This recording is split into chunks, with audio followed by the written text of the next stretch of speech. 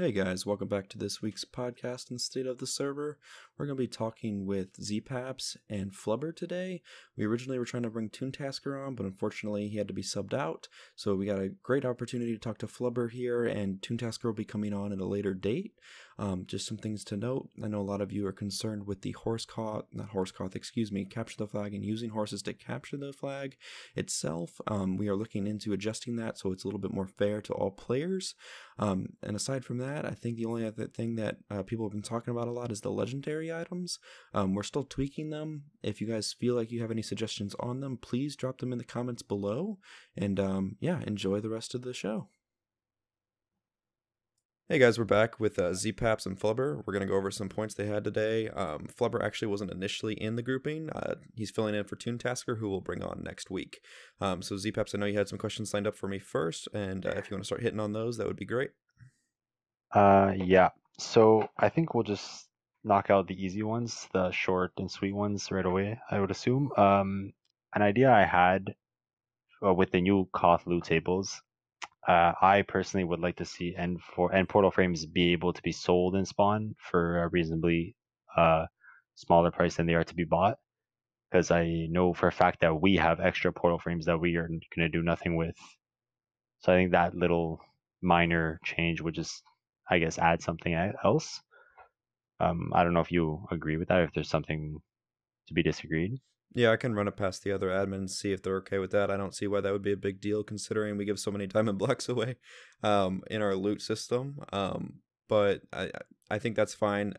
Another option, if we decide to not go down that route, is sell them to smaller factions, maybe for discounted prices or something, raise up the competitiveness of the server and get more people on because they can do more. That's also an option to target the smaller groups of people who don't have one.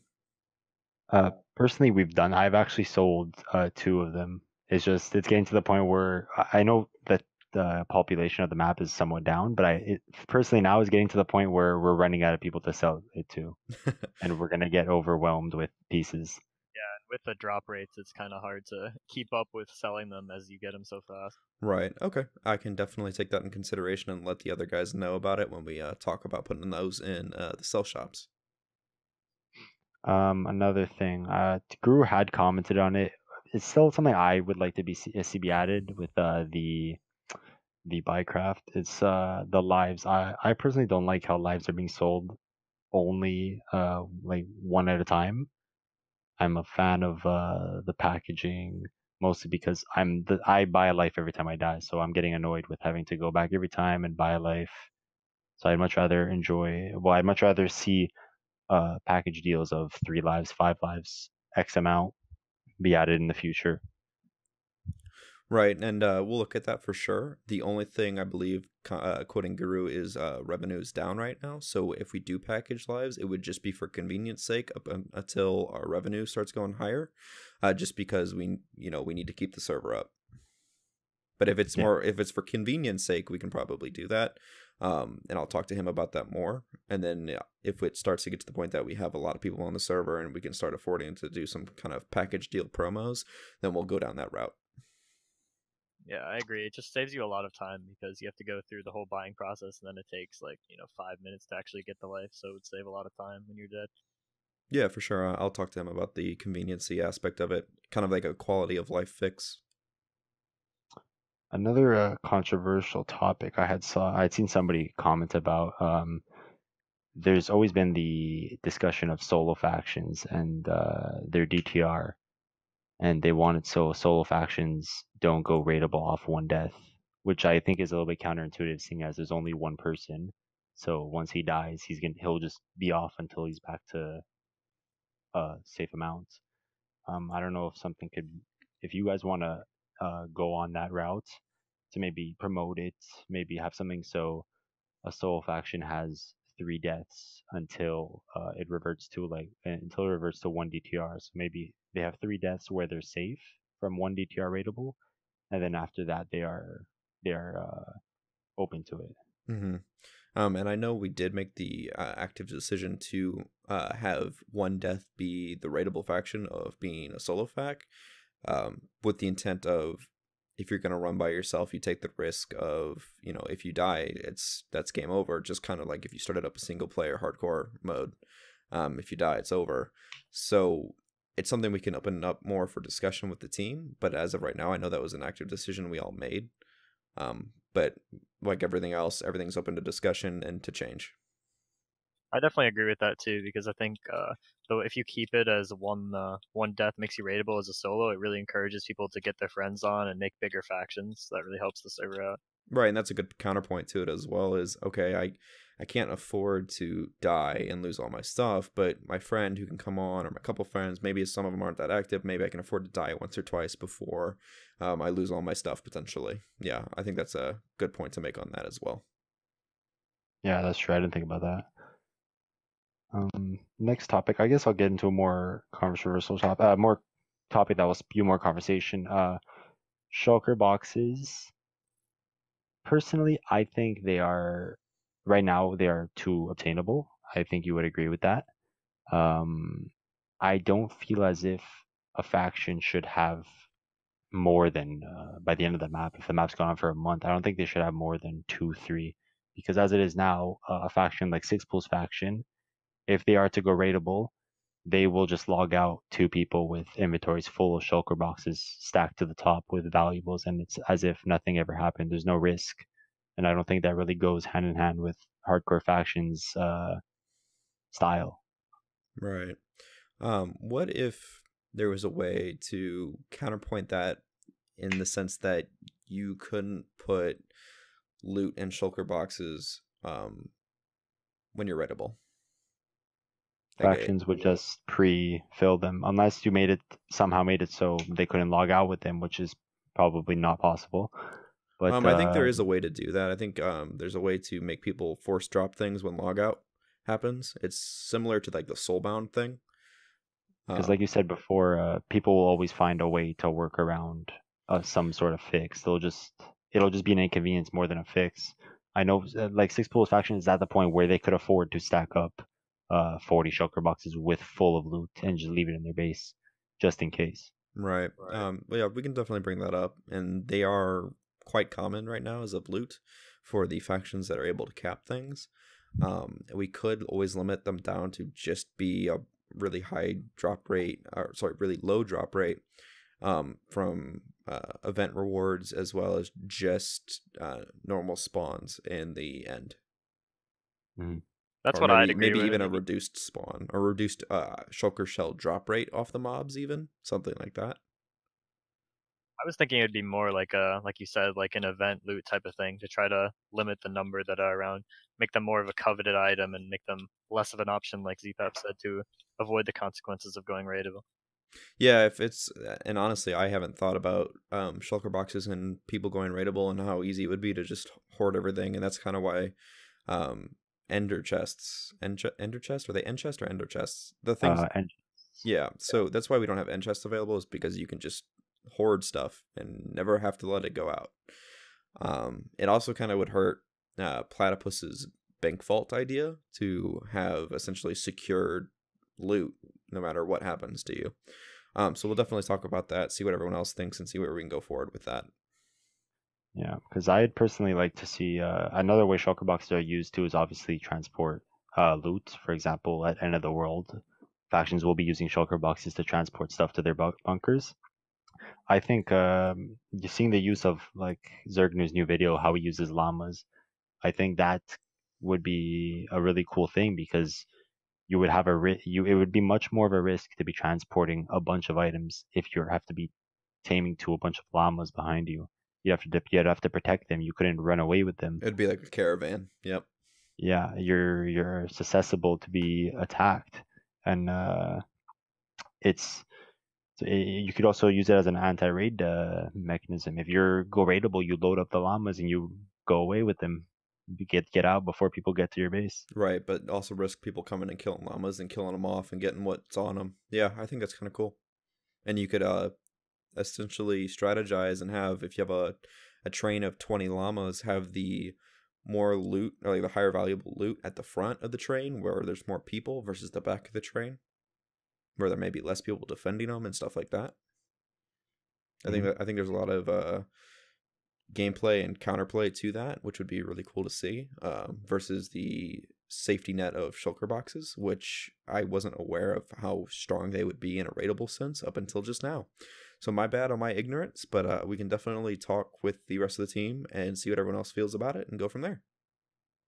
I definitely agree with what ZPEP said. I feel like the whole llama thing would create some both funny scenes and also just like some interesting situations as far as PvP goes. Like you talked about putting your valuables up front and trying to defend that.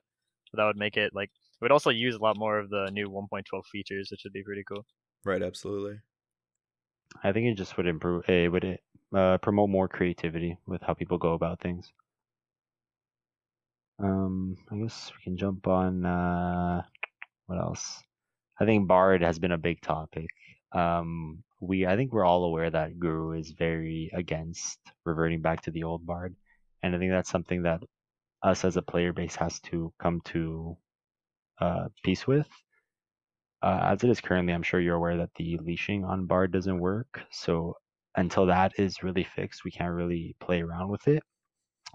And like I have mentioned before, and I think other people are liking the idea of steering Bard a little bit away from tankiness and replacing that with a tank class as another class.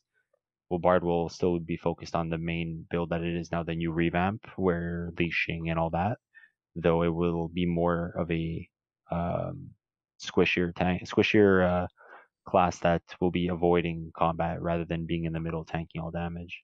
Sure. And to go off of that, we are not opposed to adding more classes to the game. We would just have to make sure they have a place on the server and would serve a purpose. So we would hate to spend the work or the time and put all the work into creating a new class that nobody touches. And to touch on Bard, I know with the class overhaul that was put in with our revival of the server,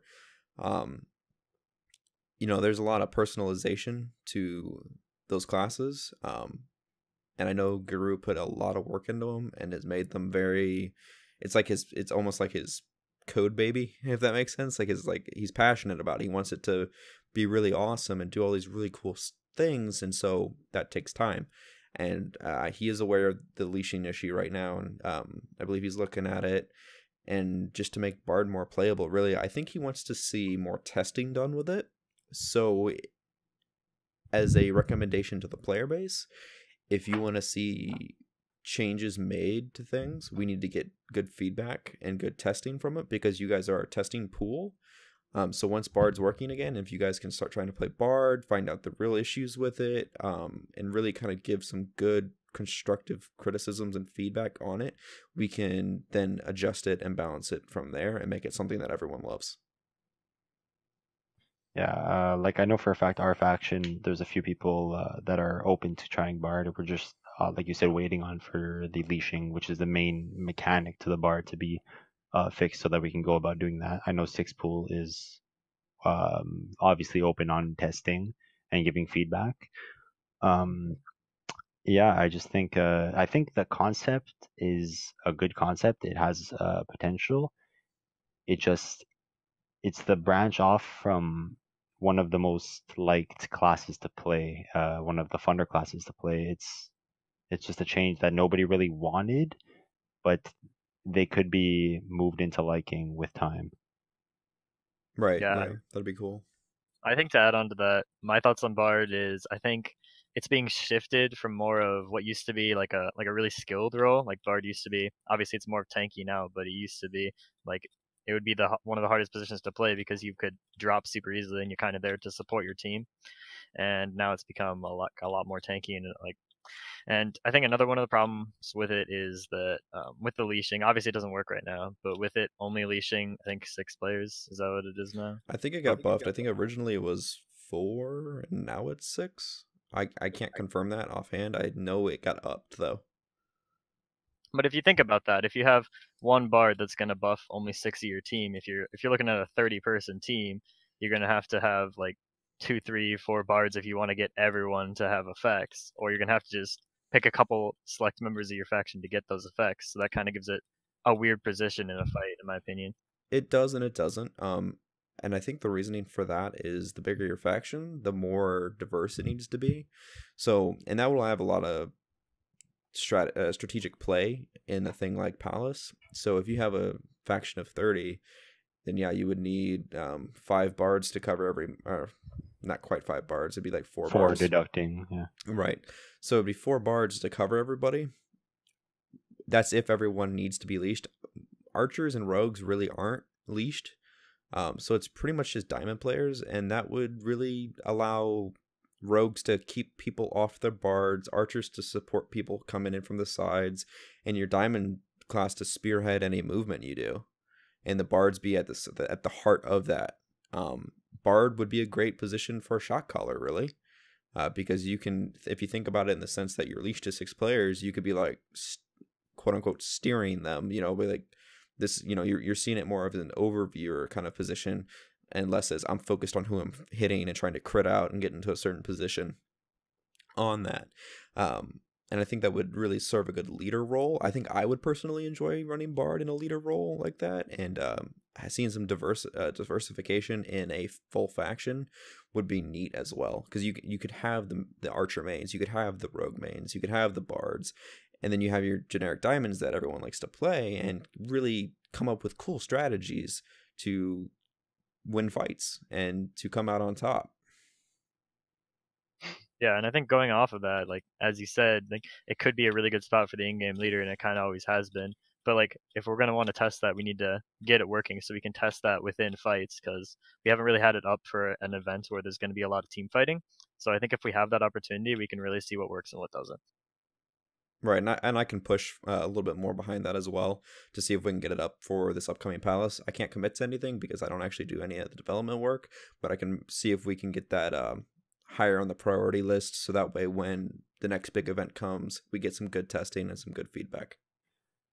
Maybe you can touch up on this, Recon. As it is currently, the leashing on Bard, when working, your leashed players, once they leave the radius of effectability, are they unleashed, or are they just sort of disabled until they come back into range? I believe it's disabled. So if the range is 20 and you walk out of that range, you're still going to be leashed, and it still should show on the scoreboard on the right, but it's not going to be doing any of the effects until you come back within a range. So it's similar to Old Bard in the sense that you have an effective range, but it's specific to players. But I believe the range is higher than 20 as well. I think that also got buffed. But, that makes things like making sure everyone's purling together. You can purl a lot farther than, 20 blocks. So make sure everyone's purling together. Stuff like that has the opportunity for good communication and good strategy. Yeah, I was just going to say how it should be like that, how it's sort of disabled until they come back into range, because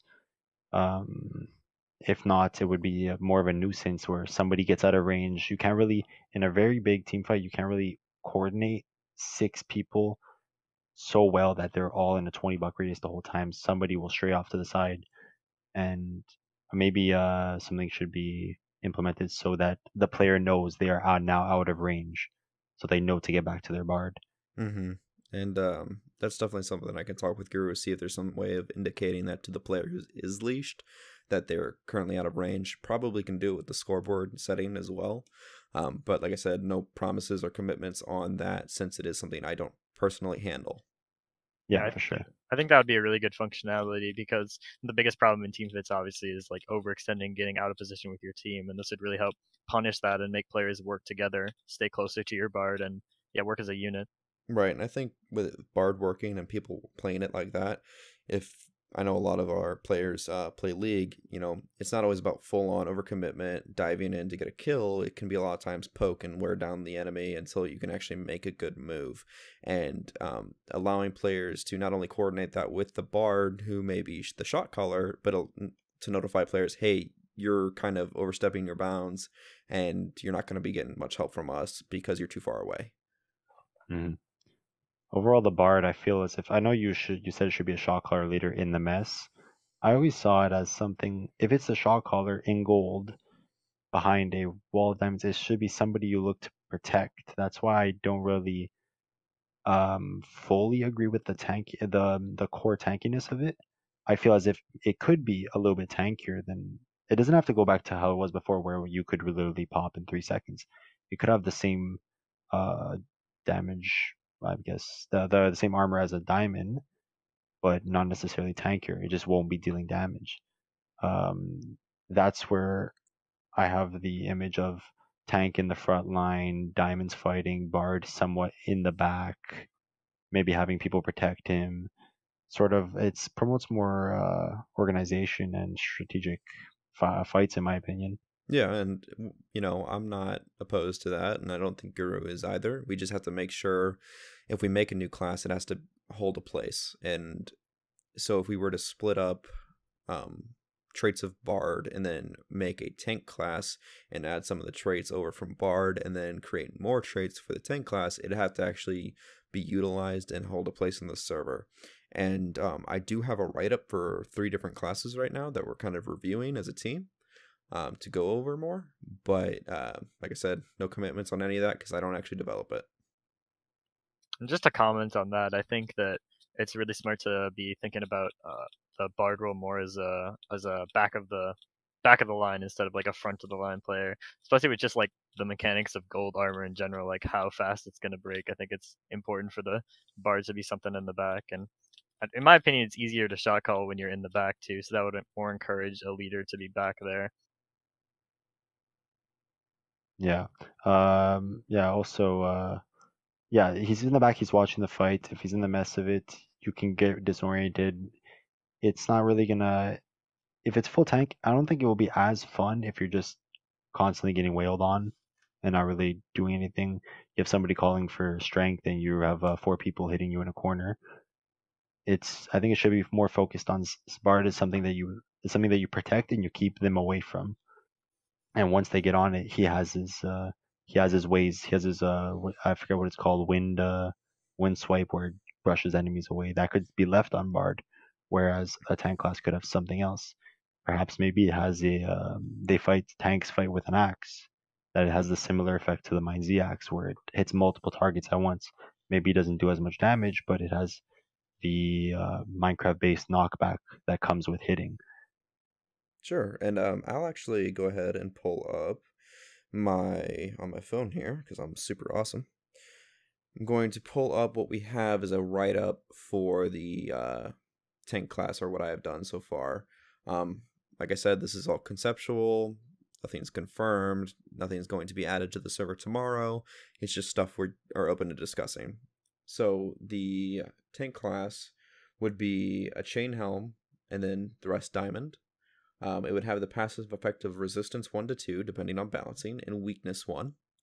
It'd have an active ability called Ground Smash, and it would give all enemies around the user levitation for 3 seconds. So it'd be kind of like a knock-up. Battle Roar, which would give nearest 4 enemies weakness 1 for 10 seconds.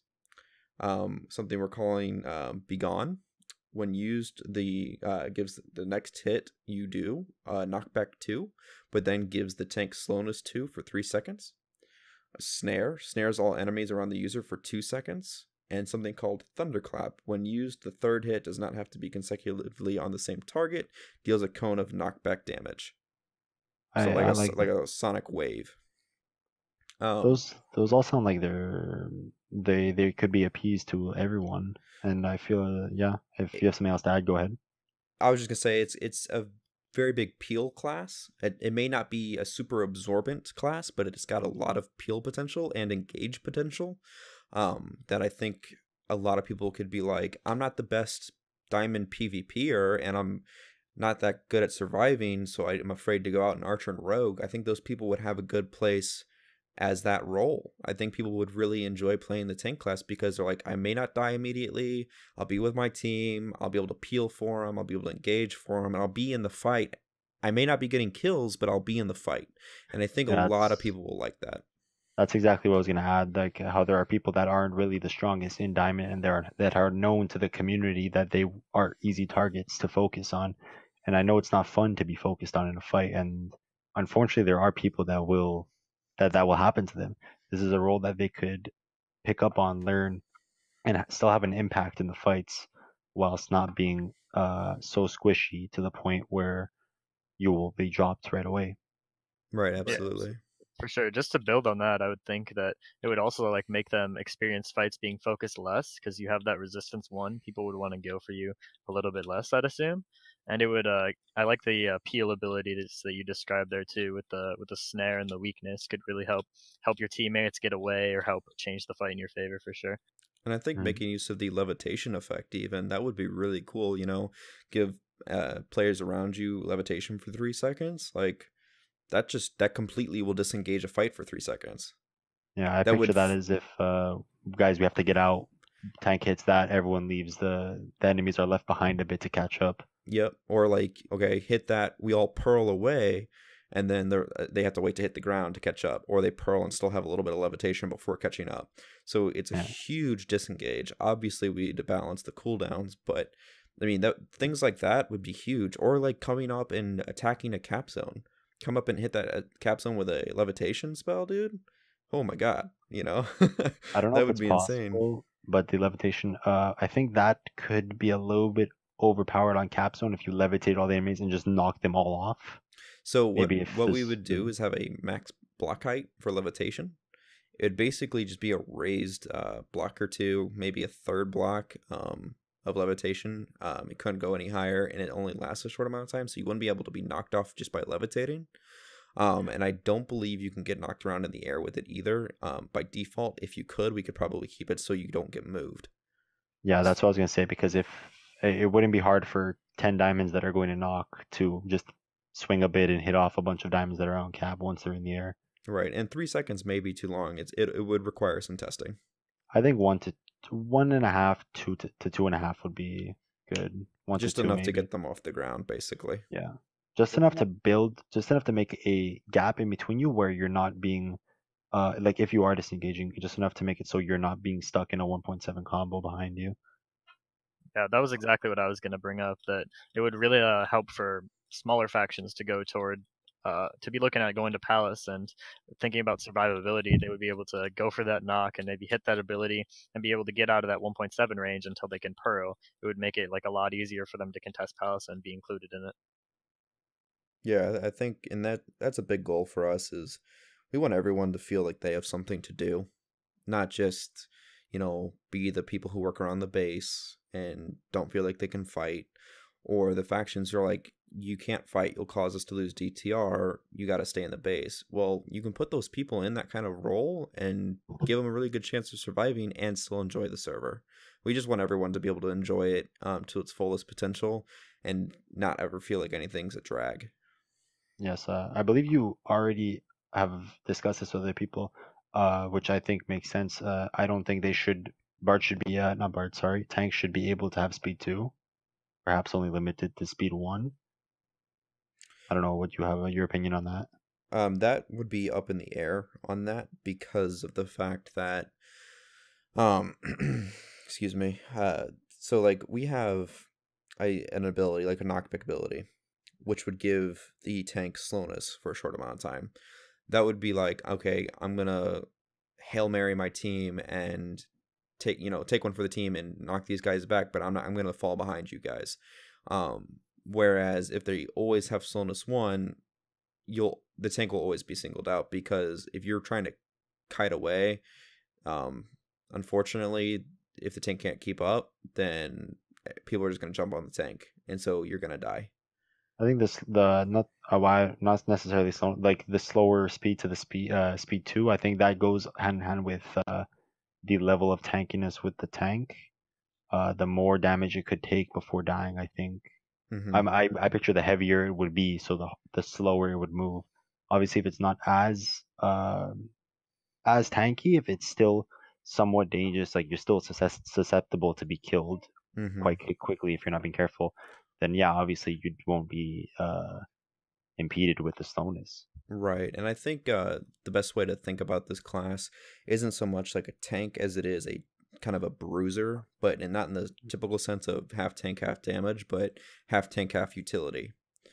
So you sacrifice some of that raw tankiness for some more utility, and it allows more play. Yeah. I just want to ask Flubber quickly before you mention what you were about to say. I hadn't spoken to anybody about the axe hitting multiple targets as a base weapon. I don't know what your opinion is on that. As just to knock people back or to actually do Not, damage?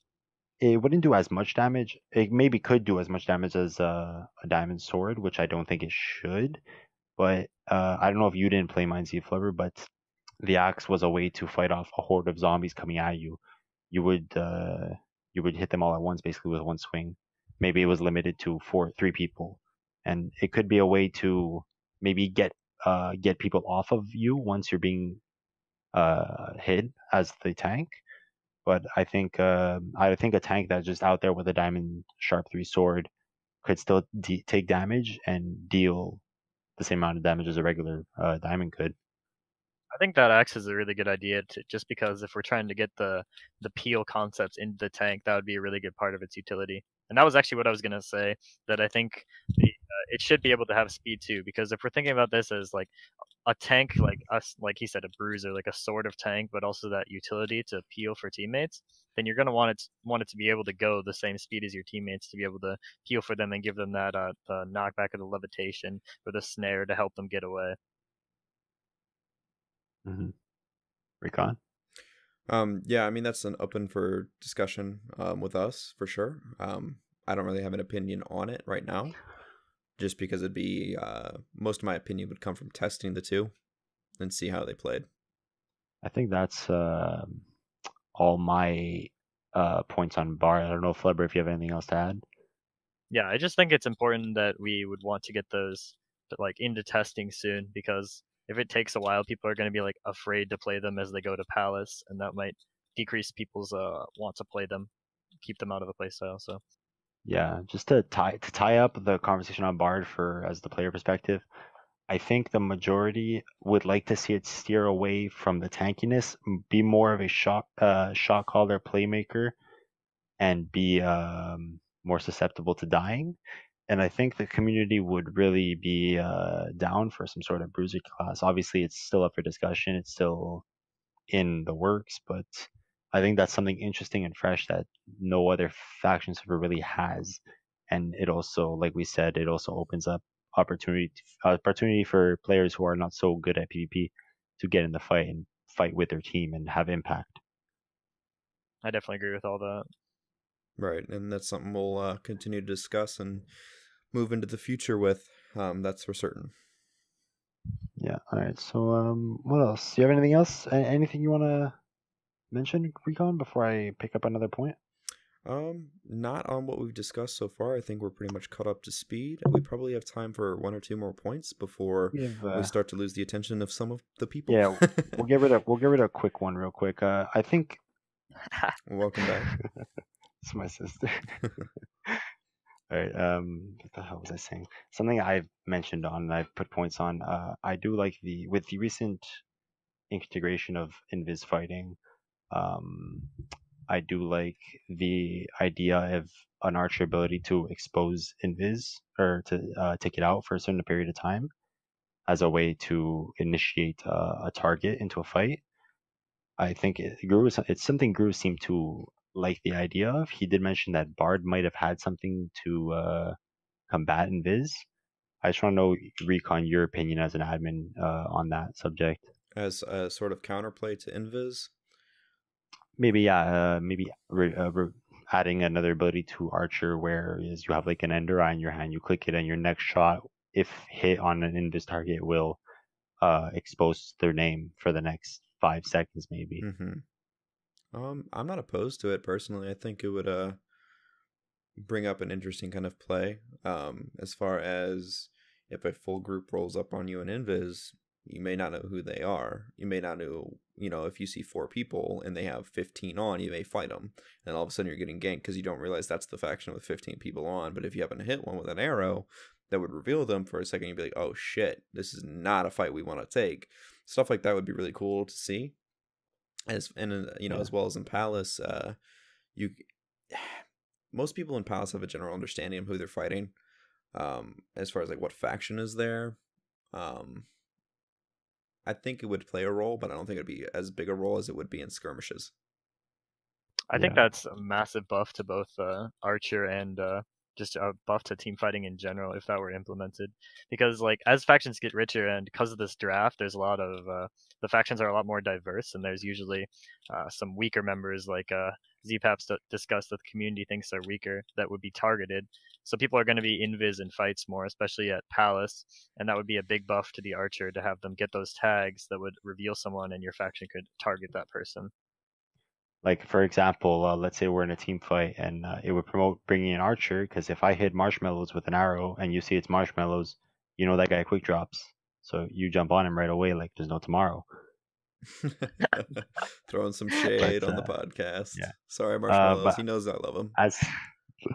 as of yesterday, that was my opinion. Now, since I was so rudely introduced to the spectral arrow yesterday, as everyone knows, that is something that could kind of take the role of initiating a target, seeing as it paints the target it hits for 10 seconds with the glowing outline that we see when somebody combat tags. If you're aware of that, Recon. Yes. Yeah, I think that would Yeah. be a cool way for us to figure out, and I'm not sure which way would be the best way yet, but to implement that aura around people in some form of spell or some sort of utility, whether it be an archer or a bard or something like that, would be really cool to see in the game. Yeah, I do like the integration of the tipped arrows. I do somewhat feel to an extent that they kind of counteract the archer's abilities.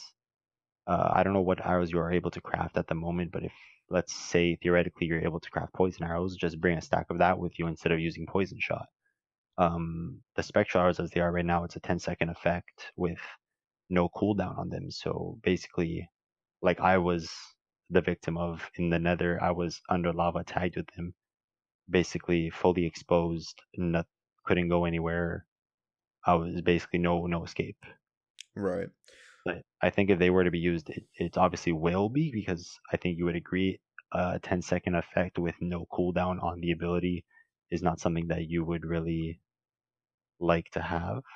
I think you would stir more of it being a utility rather than something that you could have for you the whole time. Right. And that'll be something we'll have to discuss as far as balancing on it, and see where it really lies, because we just don't have enough data on the tipped arrows to make a lot of balancing decisions yet. But if there's certain things coming to light that would seem over the top or underpowered, then we can adjust those to where they need to be, and that goes for every kind of tipped arrow.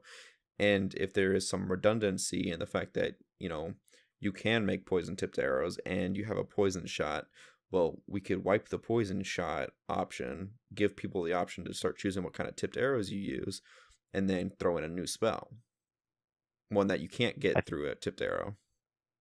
I think to poison tipped arrows as base, to have them with every shot, I think that could be a little bit too overpowered. Obviously, you just gave a theoretical opinion, theoretical scene, but that's something that I kind of would steer away from, because obviously everyone knows if you're hit with poison and you're trying to run away, you will be tagged every tick or whatever it is, thus slowing you down and letting your attacker catch up to you. So I think it would be something that would be a little bit too overpowered. It would really buff Archer a lot, right? As it is already really strong. Yeah, no, and that's the tipped arrows will need some more play, but Archer's not getting a ton of play right now. So until we see that and get some good feedback, we'll probably just have to do some internal testing, which a lot of times don't result in the best of balance changes because there's just not enough people.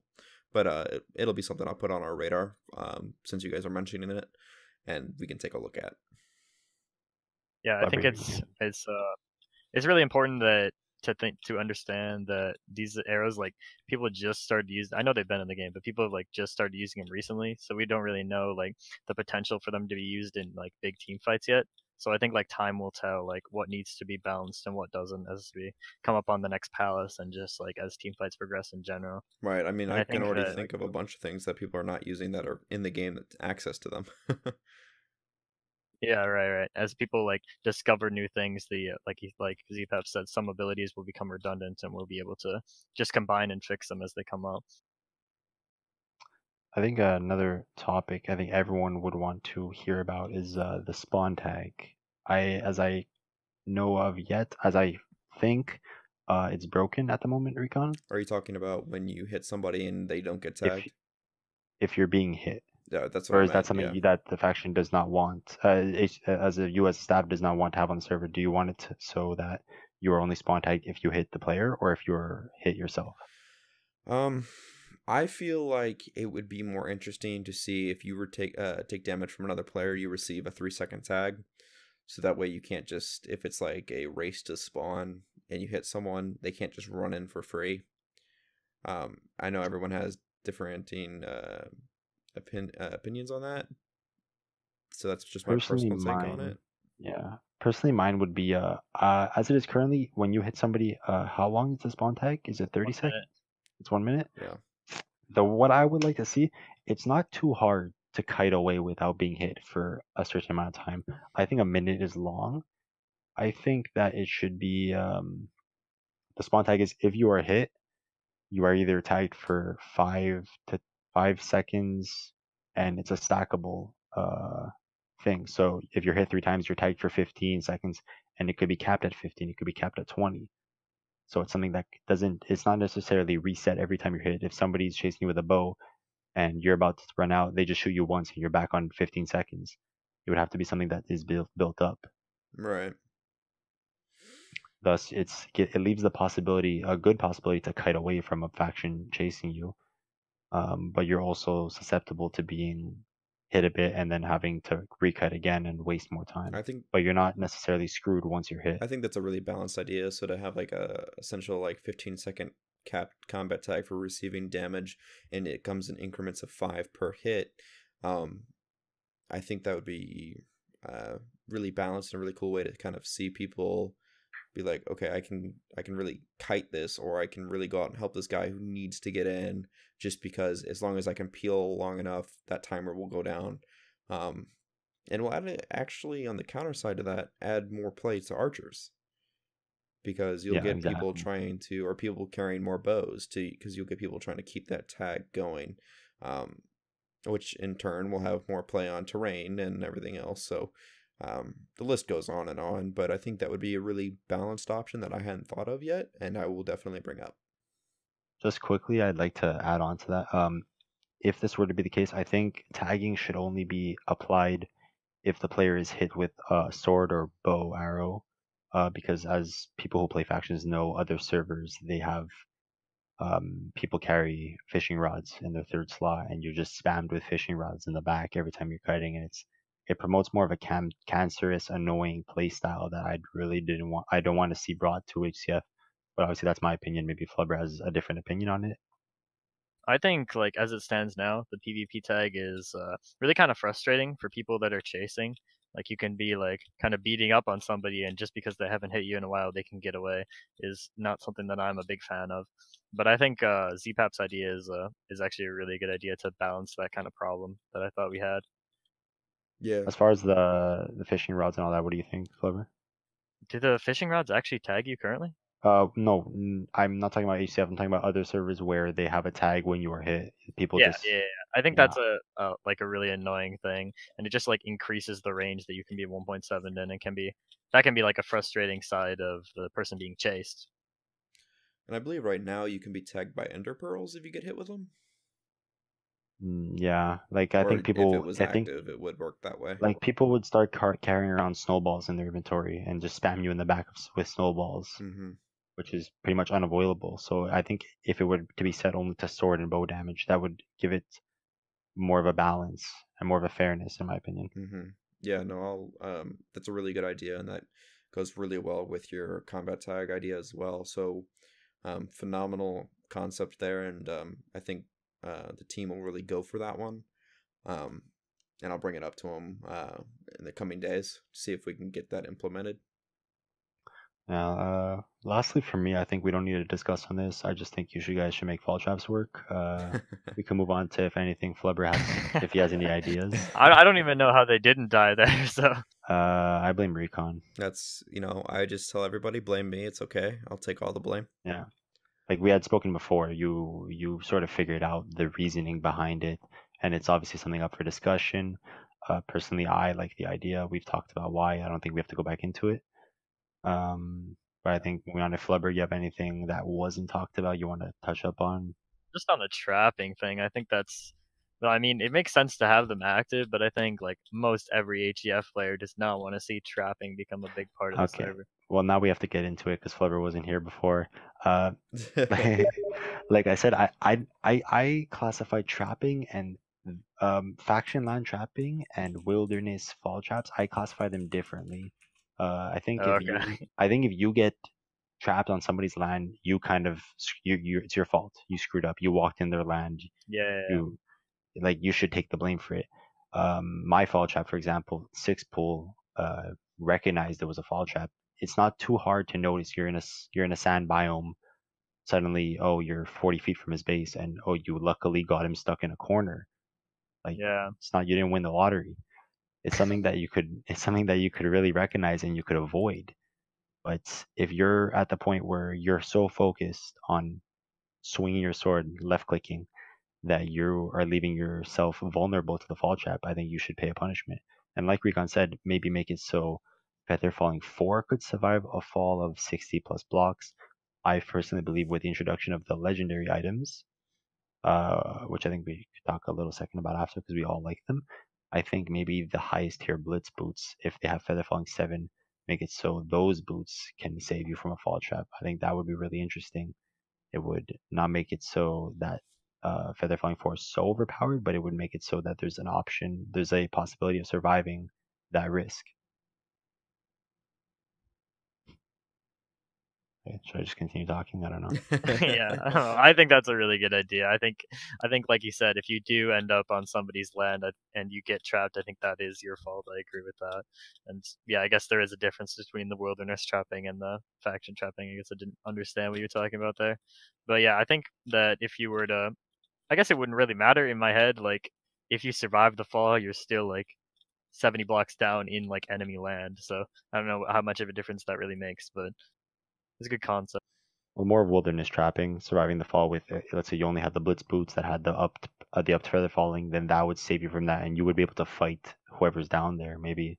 Or in the case give of you a second chance. faction, in the case of Six Pools faction, if one of them had that, those boots, and the two others died, that would save them from going raidable, being on 3 DTR. That last guy would have the chance to fight back and kind of change the tide. Yeah, no, and I'll just wrap up the podcast, I'll explain what we talked earlier, because Flubber wasn't here for it. In 1.9, they did a big armor update, and they changed the algorithm to the way protection enchants calculate damage from environmental causes, one of them being falling. So prior to that, fall trap like that would have killed anyone without Feather Falling 4, usually. But with the new algorithm, it calculates it in a way that you take such a minuscule amount of damage from just protection alone, not even having Feather Falling on. It makes things like your fall trap that you had, or easy elements but in the past and stuff, really kind of just not viable anymore.